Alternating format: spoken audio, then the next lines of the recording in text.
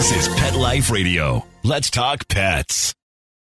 Is your pet stressed out? Does your pet need annual vaccines? Which pet is best for a child? Would you know if your dog was in pain? Pet Life Radio presents The Pet Doctor, where you'll learn everything about keeping your pet healthy and happy. From pet care, pet meds and grooming, to pet food, pet insurance, and dental care, this is the place to find out everything there is to know about pet wellness. Whether you have a dog, cat, reptile, or rabbit, you'll find answers for your pets straight from the vets, because it's your pet. Health matters. Please welcome your Pet Doctor host, veterinary media consultant and veterinarian, Dr. Bernadine Cruz. If an earthquake, fire, flood, or storm were to affect your neighborhood, would you be able to save the human and animal members of your family? But you have time. What are the chances you'll need to worry about it? Sadly, as emergency situations seem to be affecting more and more people with increased frequency, fire, police, and emergency first responders can easily become overwhelmed. You need to prepare, and you need to prepare now. But what do you need at home, at work, and in your car? My guest is an expert in emergency preparedness. Unfortunately, she has recently been involved in too many events that have put her knowledge into action in her hometown area of Southern California. Darleen Geekie is a registered veterinary technician, veterinary practice owner, and president of VEMA Incorporated, Veterinary Emergency Medical Assistance, makers of the only pet emergency pet kit, specifically made for animals by veterinarians. So we'll be right back after the short break on information that is really critical for you and your animals. Stay tuned.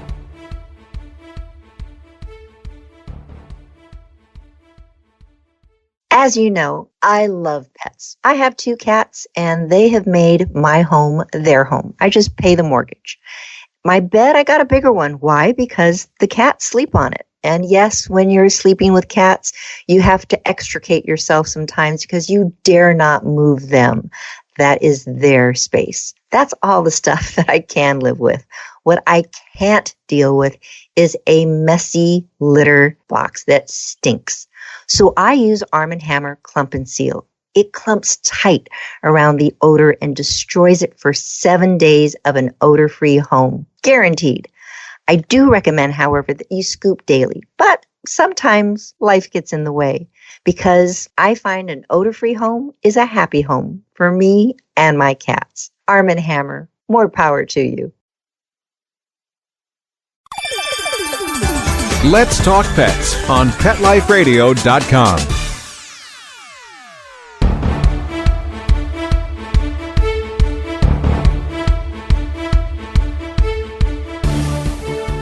Darleen, thank you so much. I know we've tried to set up this interview several times and haven't been able to do it because you've been involved in emergency situations right in your backyard. How many have you been involved with recently?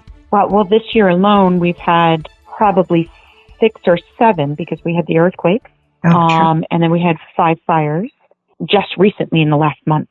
So, and then the fires prior to that. So you're probably taking a well-deserved rest and trying to recoup after just the sheer trauma. And speaking of trauma, I think all of us have seen TV footage, coverage, news coverage of people being evacuated from the campfires here in California. Hurricane Katrina, I think, really comes to mind for a lot of people, of people being evacuated. And as you're being evacuated, so many people either, number one, didn't want to evacuate. They wanted to stay behind with their animals because they couldn't take their animals with them.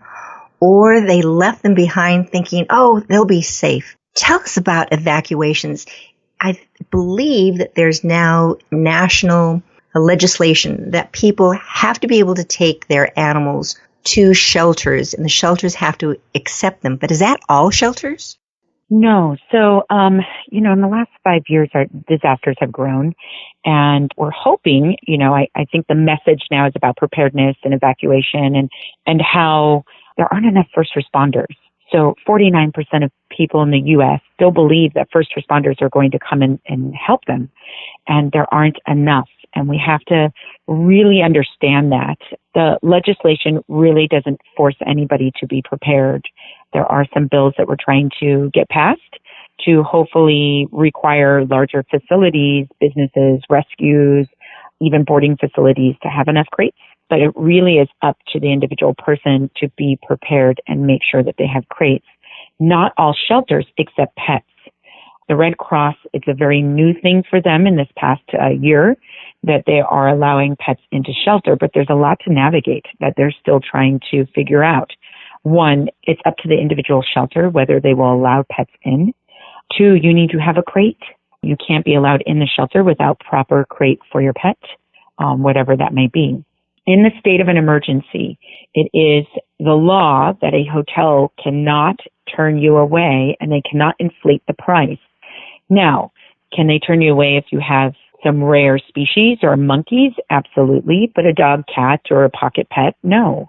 They're supposed to accept you and not inflate the price. So these are things that a lot of people don't understand and really should go to their city legislature and their senator's office and really try to understand the code of ethics during a state of an emergency so that they know and are armed with the information to be able to be sheltered properly, as well as get your local emergency app so that you know where to go. Red Cross is a fabulous app. We're building an app. VEMA will be building an app, and that'll be out next year to tell you what clinics are available, vet clinics. Red Cross is to go to with your pets. VCA charities, majority of VCAs open up their facilities for boarding during disaster. Most people don't know that, and that's Veterinary Centers of America. You know, these are all things to definitely learn and educate yourself about when evacuating.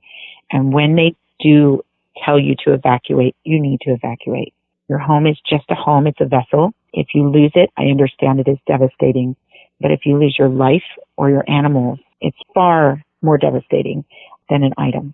So it's really important to get out. You put people at risk when you stay. So very, very important. I think as you're talking, Darleen, about being prepared, it was last year in my area of Southern California, there was a thankfully very small contained fire that did not destroy homes. Probably a decade previously, Laguna Canyon is an area that loves to go up in flames, and just a tremendous number of homes were destroyed. In my hospital, we took in a lot of animals for people that were living there in Laguna Beach. From some of the animal hospitals that were in the canyon, they brought their pets to us. They were taken care of. But last year when it happened to me, I was at work. And they were fortunate to have a reverse 911 system, but they did not contact me. But I'm going, my animals are at home and I'm at work and I can't get there. What are people supposed to do for that situation? Right. It's great to have a network of neighbors, friends, you know, making sure, like in my neighborhood, we have everybody on a group text in the event of an emergency. So I can literally send one text message to everybody in my block, and I'm sure somebody's going to be there. And I hope that, right? Call the fire department if they're available. Have a sign at your door saying there's pets inside. It is important to make sure that people do know that you have pets. That's why people put funny signs on the front of their door saying, beware of dog, and, you know, all of those things. Make sure that they're aware of it. Animal control will also help if needed. If you can't get through the line and you've been at work and you can't get through, you can call your local animal control services. They will help get across the line and potentially get to your house as fast as possible if it's safe. And there's only so many of them very important for animal control. I'm sure they're being called. That's a great idea. Right. There's only so many of them, which is why a network is so important. Let everybody know about the situation at your home when you're not there.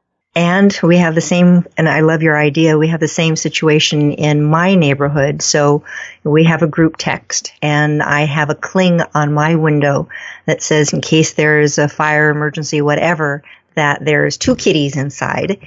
And I've also heard that if you do evacuate and you have such a sign, if you have the time, cross out, that the animals are there, make a notation that the pets have been evacuated. And speaking of evacuating pets, I love your idea of having the carriers and the crates. But oftentimes we have our, carriers in the garage and they're up in the rafters and you need to leave now. What are some of the suggestions you have for emergency carriers? What can you use? Right. So there's great collapsible carriers that are easily stored in a closet. So I think, everybody should make sure that their preparedness items are easily accessible, whether that be in a garage lower down where you get everything into your car right there, your food items, your preparedness, your first aid kits, your pet first aid kit, everything should be easily accessible, including the items that you want to take with you, right?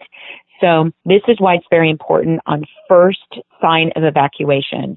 A lot of times there are non-mandatory evacuations and where they say, hey, this is just at your choice. I would suggest you start. That's when you should go home. That's when you should say, oh no, there's a fire broken. It's close enough that I should go home and start preparing. But all of those items should be at a throw's stone. So whether that be in a closet right by your front door, in an office closet or a space, a cabinet or a cabinet in your garage, they should be easily accessible. And I was just talking to my husband about this, about my photos. My photo albums were up in an attic. I'm not going to go up in an attic if we have to evacuate. The last fire that just happened over in Moore Park in Simi Valley was right by my house. And it made me think, wow, I'm the preparedness person and I left my photos up there. That's not okay. We brought our photos down. We put it next to our preparedness items because that's an item that's near and dear to me and I didn't even think about that. What would I take? What are the most important things for me that if I were to lose everything that I would want to take? And those are the items that I thought about. My albums are very important to me, so I'm going to put them in a place where I can easily grab and go. And, there's so many things that you want to put in that car of yours and trying to decide. It's like, okay, do I take this? Do I take that? Do I leave this behind? Photos, yes. I mean, the memories, you cannot replace those.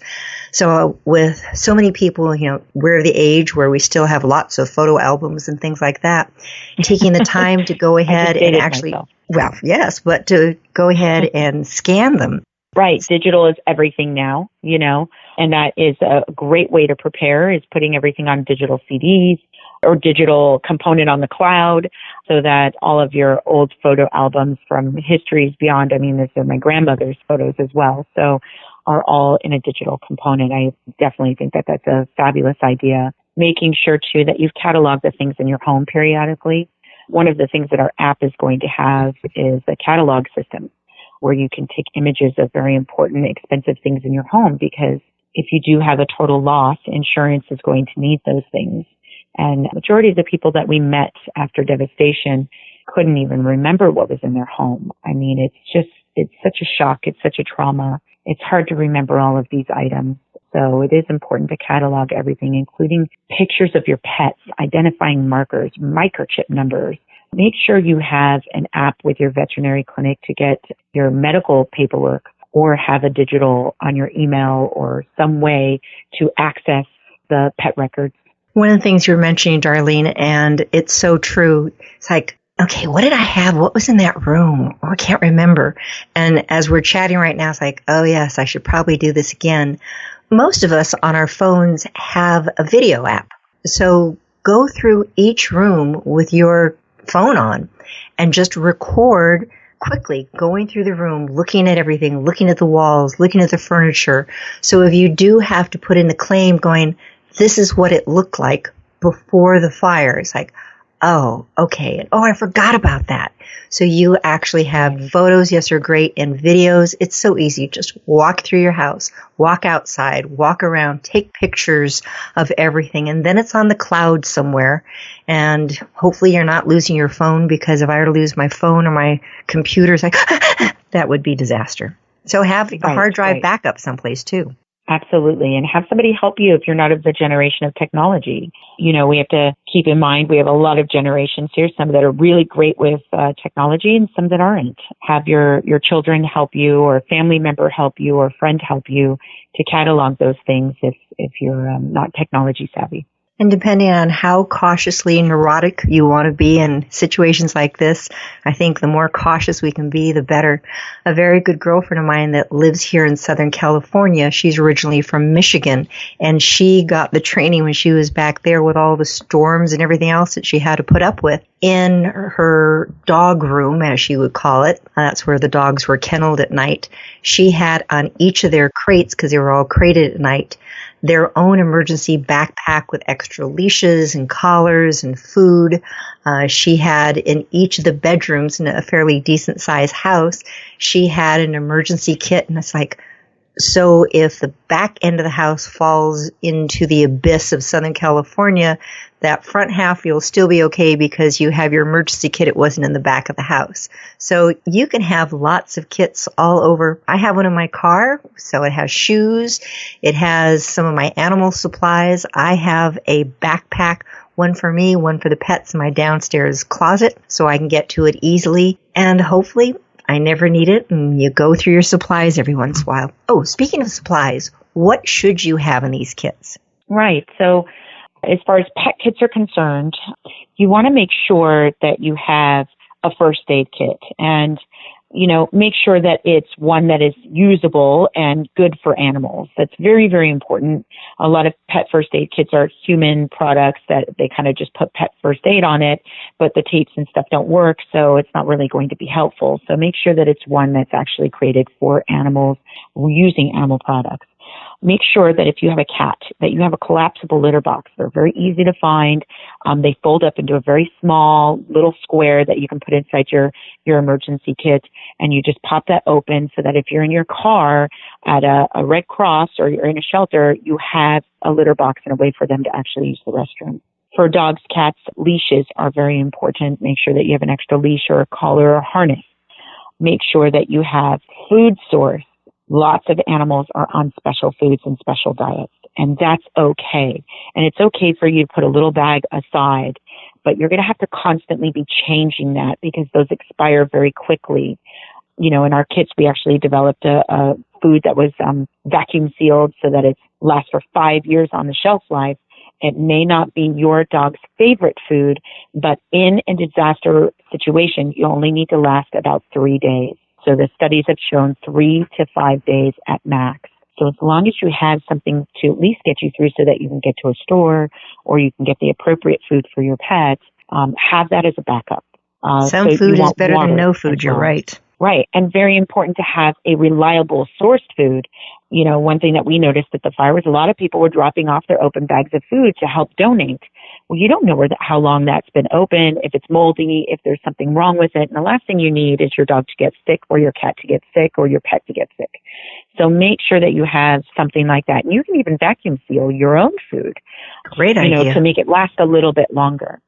So put that into a kit and have that available. Water. There are many, many kits out there that have sustainable water where it's sealed and you can just throw a few pouches in there to make sure that you have some water available. When floods happen, hurricanes happen, a lot of times the water sources are very dirty. So you may not have a water source for a little while until FEMA comes in or they're standing to hand out water bottles. So you need to make sure that you've got something to last a few days until resources come to you. And they do have the water purifiers. Yeah, the water purifiers, like when you're camping. Right. I have that in my own bag. It's a straw. So, I can use that for me, and I'm sure that I can suck up some water and put it in a bowl for the cats. Sorry, kitties, you're going to get secondhand water. But at least charcoal tablets. They have all sorts of things out there that you can source to make water, potable and easy for you to actually drink and your pet. And because it is going to be a stressful time, and you may have the nicest dog in the entire world and really sweet kitties, but especially dogs, if you're going to have them out and about, they're on a leash, maybe they're not in their crate because they're with you. There's other dogs around, other people around, they're stressed, you're stressed, and that best dog could all of a sudden go, I really am unhappy with everyone around me, and strike out and bite someone, you don't need that hassle. So even having a cage muzzle so they can open their mouth, they can breathe more easily, but now you don't have to worry about your pet accidentally biting somebody just because it was stressed. And bring some toys along too. They need something to keep themselves occupied. Right. And there's great products like Adaptil, Fill Away, that are calming products. Remember, just as much as you are stressed, they're feeling that stress threefold. So you want to make sure that you have stuff in your kit, which we provide in our kit as well, is Adaptil collars or some sort of calming sprays that help kind of relax them. There's a lot of talk about CBD oil and all of that. It actually does work. It's a great pain management. It's a great calming effect. So all of these things can help with anxiety during fires. Making sure you have an appropriate crate for them too, so that people don't reach in and try to pet them in a sheltering situation, and you can take them out for a walk very calmly and ask people not to come up during that time of stress to come pet them and play with them unless you're pretty confident that they're not stressed. Some dogs handle it very, very well, and some dogs don't. You know your dog best. Cage muzzles are definitely great for that. Making sure that you ask for a blanket the minute you get to a shelter to cover your cat's carrier. Great idea. Keeping them in a sheltered area away from dogs and where they can't really see what all the commotion helps cats immensely, because they can get something called idiopathic cystitis, which is where they get almost like a bladder infection signs, but it's really just where their bladder gets inflamed and they start having bloody urine. You can avoid that by having de-stressors for them, maybe even a collapsible little bed or a box, even just getting a cardboard box from the shelter or from animal control and putting it inside the crate so they can hide inside the cardboard box is so helpful to these animals, bunnies, pocket pets, cats, all of those. These are great ideas. I know, Darleen, you have lots more, but we're going to take a short break right now. We're going to be back with my guest, Darleen Geekie, a registered veterinary technician, veterinary practice owner, and president of VEMA. We'll be right back after the short break. Please have a seat in the waiting room. The doctor will be with you shortly, right after these messages.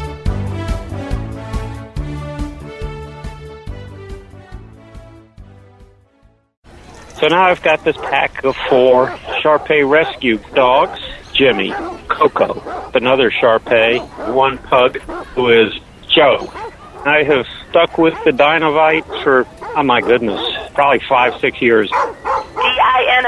DINOVITE.com. People remark on really how well my dogs look, what beautiful coats they've got. I tell them, yep, they get a regular diet of Dinovite with every meal. Dinovite is nutrition. All I have to do is say dog food. It's a pandemonium. They can be half asleep, and they're up and thrilled. She just looks that bowl squeaky clean. You don't need to wait until a problem presents itself. It's far better to keep the dog happy and healthy at all times. Dinovite for life. You won't believe how happy your dog will be. People do ask how they get Dinovite. I tell them I get my Dinovite from DINOVITE.com. Let's talk pets. Let's talk pets On Pet Life Radio. Pet Life Radio. PetLifeRadio.com. Welcome back to the Pet Doctor on Pet Life Radio. The doctor is in, and we'll see you now. Darlene, I can tell with this conversation that we can go on for hours and hours. There's just so much that I think people don't even think about until all of a sudden it's like, oh, yes, I do need to bring several days of food and a collapsible kitty box. What else should they have in their carriers? Because sometimes, sadly, you might need to be separated from your pet. So what other things do you need for the safeguarding your pet's health and getting it back to you? Right. I mean, I think we've spoken about majority of the things such as first aid and collar, leashes. We have a hand crank flashlight in ours. We also have a can opener because sometimes some animals won't eat dry food. So you need to put a few cans in there if they don't eat any dry food. And the first thing that we forget when we camp, right, and we just go out on holiday is a can opener. Yeah. So make sure you have a can opener in there. That really helps significantly. Also, make sure that you have medical records. Yes, Perfect. We're on the same page. Medical records, microchip number, very important to have all of those things in there. Images, again, digital images if you can, of your pet. Because if they are singed in a fire, let's say you were trying to capture them and they ran off, right? You still want that first aid kit. If they're singed, sometimes it's hard to identify them. So you want to make sure, I can't stress this enough, please microchip your pet. Majority of the animals that we found in the fires, we treated 206 in Woolsey fire, and majority of them were not microchipped. It was very difficult to find owners. Some of the animals were unrecognizable until they grew all their fur back, and by then they're already adopted to new families. You could really lose your pet by just not having identifying markers. Tattoos, microchip, any of those things are very important. Images of what paw was white versus black, little spots on them, all of those things. The color of their eyes are very helpful. And then medical records. Were they spayed? Were they not spayed?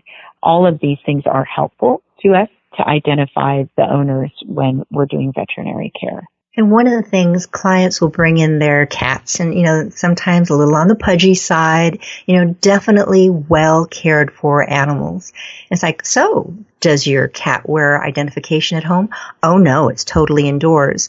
Well, earthquakes, fires, floods in the vernacular happens. And now this kitty is outside, though it knows its name, it's not going to come to anyone.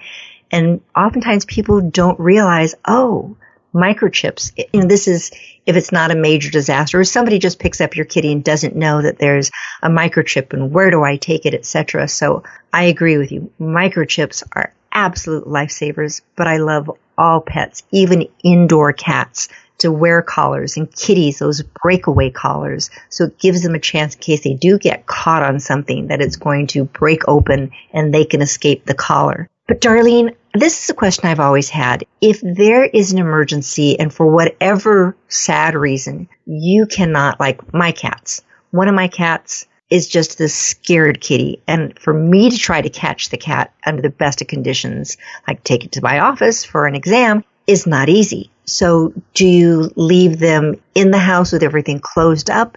Do you open the doors so hopefully they escape? What should you do? So you're saying in a situation where you have to evacuate without your cat? Yes, or somebody, I'm not at home, my neighbors try to come in and they can't catch my cats. Right. Do they just leave the doors closed and pray, open the doors and so they can try to escape? Do they? Right. So they will escape. Okay. Majority of cats are really intuitive, and the minute the smoke gets too close, they will run. Whether or not they run into the fire or they run away really just depends on disorientation. But a lot of cats have been saved by just being able to get out. You definitely don't want to trap them into your home, especially if the fire is definitely close. It is best that they have a way out if the fire is definitely in critical closeness to your home and proximity. If this is a temporary evacuation and you're not sure what direction it is and you're just trying to bide time to get home, then they should stay and hunker down in the home. Either way, regardless, if the fire is getting close to the home, that animal will most likely find a way out. A window propped open, a screen, they will get through that screen. And if they can't, unfortunately, we all know what will happen. But you have to do the best thing that you can do and the best choice, right? But at the end of the day, human lives are very important and we don't want to risk human lives. And, as sad as it is, you make the right choice based on where the fire is or where the emergency is for that animal and hope for the best. But again, being prepared sometimes eliminates that choice by having a network of people and maybe even having a community that preps together how to get a kitty into a carrier when they're very scared. But sometimes you just don't have a choice. Sometimes they're just so scared that there's no way of getting them into a carrier, and you have to give them an option of an out. Darleen, I know we've been talking about dogs and cats, and probably the majority of the people listening to this show have a dog, a cat, pocket pets, etc. But I'm sure many of them also have larger animals, having the pet goat or having the horse. I'm sure you've had experience trying to evacuate those also. What are some of your words of wisdom for these people? Again, preparedness is everything. One of the things that we have realized through these fires is how many people have goats and pigs and don't know how to trailer them or get them into a trailer. or get them off their property or move them at all. I think when you own an animal, and maybe another species that isn't just like a dog or a cat that listens to commands, that it is very important to prepare yourself and educate yourself on how to move those animals around your property. Having a trailer is imperative when you have horses, goats, and pigs. There are a lot of trader, magazines, a lot of older trailers that can be spruced up and renovated so that they can be used for this thing. But it is imperative. And having a network on Facebook, there is an evacuation network for horses where there are groups that have been created and you can actually say, hey, I need help. And these people are trained. They bring trailers. They come. They help get your horses out. If you don't have a moment's notice and you have to get them out quickly, as you've seen people fleeing their horses away or letting their goats out and their pigs, doing the best you can to get them back into trucks, getting them into cars. And if you let them go, please make sure they have a harness. They need to have a harness on them so that they can be captured more easily. There are great horse evacuation podcasts as well as on YouTube, trainings on how to do that and make sure that they're prepared. Do not lock your stalls. We've learned those lessons. People lock them with padlocks because they're afraid that people might come in, but then they can't find the keys because they're so stressed and then they can't get them open and get the horses out of there. So I think, it's really just about prepping your facility, prepping your home, doing little evacuation drills. What are we going to do in the event of an evacuation and who's going to go to what first and who's responsible for what if we are here? If we are not here, who's my network that I will call to help me get these animals out? There are plenty of people out there that are trained in this. CERT teams, your local CERT, let them know who you are. Let them know what animals you have. What is CERT? CERT is a Certified Emergency Rescue Team. Thank you. A lot of communities have certified rescue teams. You can call your fire department and find out about these. Some are called DART, some are called CART, some are called CERT. But most communities have these. And if you are part of your local community evacuation teams or emergency teams, and your city can also give you this information, and you become close with them when you have lots of animals on your property, they will know where to go to help you. They're part of your network if you're not there. So you definitely want to create that community network environment for disaster relief. So somebody listening to you right now going, CERT, that sounds like a good idea. They contact their community government and find they don't have it. This would be a great way to get involved. How did you get involved in this? We don't have a lot more time, but how did you get involved in emergency preparedness and disaster response? Well, I own a veterinary hospital, as you know, and also a nonprofit called the Little Angels Project. And in the Thomas fire and then the Woolsey fire, Camp Fire, and then all the fires that we've had this year, over that time after Thomas fire, we realized the need. During Woolsey fire, we were evacuated and we created a disaster relief program. And then we were able to effectively help during the Ridgecrest earthquake. And we built a community around us in disaster relief. That's where VEMA came along. We realized how many people were not prepared. And VEMA really is about preparedness. Each kit goes back to the nonprofit disaster relief program that is sold. So when you buy a kit that has everything in it that you need, so you don't have to think about it, you're not only helping your own pets and yourself be prepared, but you're also giving back to a disaster relief program that helps others be prepared that maybe can't afford it, as well as helps us get to Red Cross shelters and provide free veterinary care during disaster. And that's really how I got into it. I just saw a need and I wanted to make a difference. And we created that medical aspect to be able to make a difference in people and animals' lives. I had an opportunity to see the contents of your VEMA disaster pet first aid evacuation kit. It is fabulous. I mean, it really has so much, yes, to protect the pet, but it's also protecting the family at the same time. Right. And we wanted to think outside the box. We noticed in all of our research that most pet emergency kits were just human first aid kits. We wanted to bring the veterinary aspect. Let's bring the vet into your home so that you have all the supplies that me as a nurse use every single day, all of the things that we know work on animals and help animals in distress. and then also bring the education to you with our disaster relief app so that you know how to put a bandage on properly. So you have time to get to the veterinary clinic and you save time for your pet in distress, and they're not suffering or, hurting while you're waiting to get to where you need to go and get the resources that you need to be able to afford it. Well, people are interested, and hopefully they are, because pets are such an important part of our family. They can go to our website, Pet Life Radio, go to Pet Doctor. They'll see the link to the VEMA. But right now, tell us how they can learn more about it. They can definitely go to vemasolutions.com or thelittleangelsproject.org, and you can learn about all of our programs, what's coming out, what we're planning on doing. Our app will be out next year. Our kits are for sale now. They will be all delivered by beginning of next year. And get involved. Become an ambassador for us as well and spread the word and help us help others get prepared. I think it takes a community to solve a community problem. And you can definitely take any of our resources and help your friends also get prepared. Well, thank you so much, Darleen. Great information. VEMA is a wonderful resource. The American Red Cross, they also have a lot of information on pet preparedness and disaster response. So get your information, be prepared. Tune in again next week when we can give you more information on how to make you the best possible pet owner. This is Dr. Bernadine Cruz. Thank you so much for listening. Pets can be a wonderful addition to your life because they're a member of the family. Keeping them healthy and happy is important. Pet Life Radio presents The Pet Doctor with veterinary media consultant and veterinarian Dr. Bernadine Cruz. Whether you have a dog, cat, reptile, or rabbit, you'll find answers for your pets straight from the vets. The Pet Doctor, on demand every week, only on PetLifeRadio.com.